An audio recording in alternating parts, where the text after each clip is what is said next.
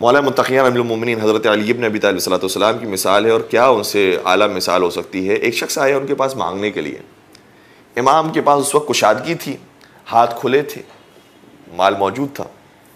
جب آئے امام کی خدمت مانگنے کے لیے، کہا کہ یا امیر المومنین میری مدد کر دیجئے۔ امام نے اپنے غلام قمر سے فرمایا، اے قمر اس کو 1000 دے دو۔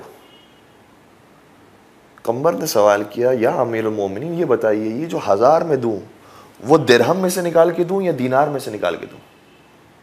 درہم ہے چاندی کے سکے، دینار ہے سونے کے سکے، مولا میں یہ 1000 کس میں سے دوں؟ مولا نے فرمایا جس میں سے بھی دینا چاہو دے دو، کلاہما عندی حجران، علی کے نزدیک دونوں پتھر ہیں، وہ پتھر دے دو جو اس کو خوش کر دے، انفع حالا، جو اس کے لیے زیادہ نفع بخش ہے وہ اس کو دے دو۔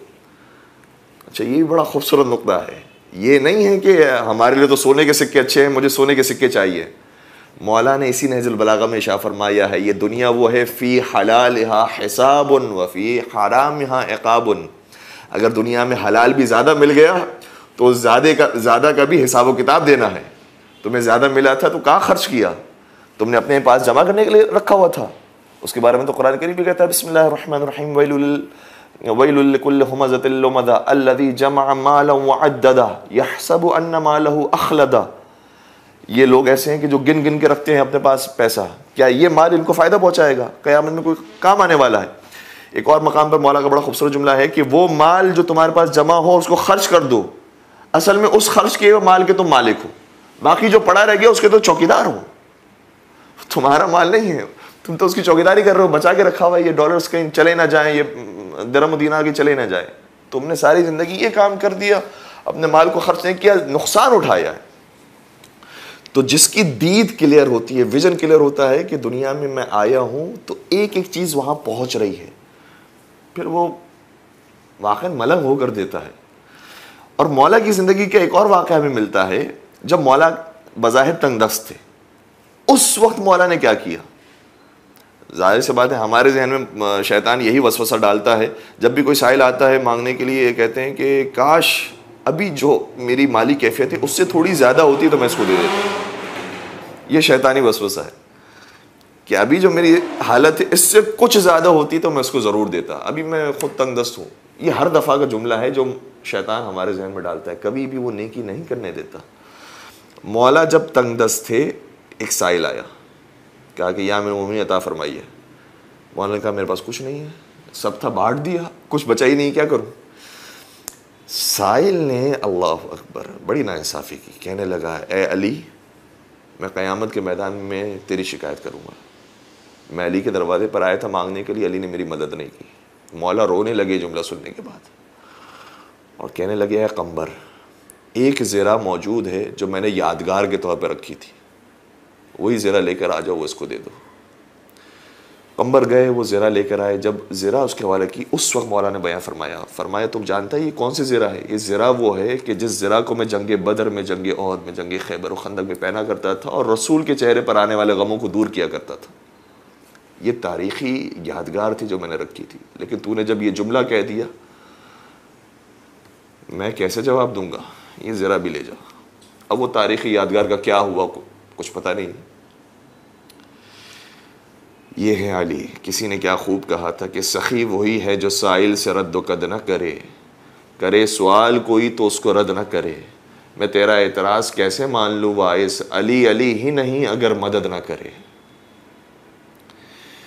میرے مولا نے بتایا دنیا ایسے گزاری جاتی ہے، اور وہ کہ جن کے باغوں پر واقع ملکیت موجود تھی، باغ کے باغ آباد کیے تھے، شہر کے شہر آباد کیے تھے، کتنے شہر۔ کچھ عرصے پہلے ہمیں سعودی عرب جانے کا اتفاق ہوا، مکہ مدینہ کی زیارتیں نصیب ہوئی۔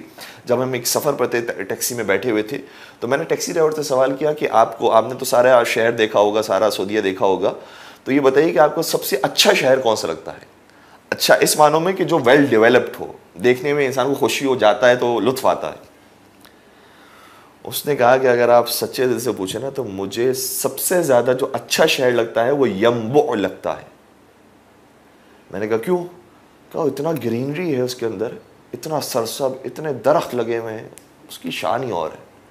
میں نے کہا آپ کو پتہ ہے ینبع کا شہر مولا امیر المومنین نے آباد کیا تھا، اور وہ شہر پورا امیر المومنین نے اپنی محنت مزدوری سے آباد کرنے کے بعد اپنے غلاموں کو وقف کر دیا تھا، صدقہ کر دیا، جاؤ یہ تمہارا ہو گیا۔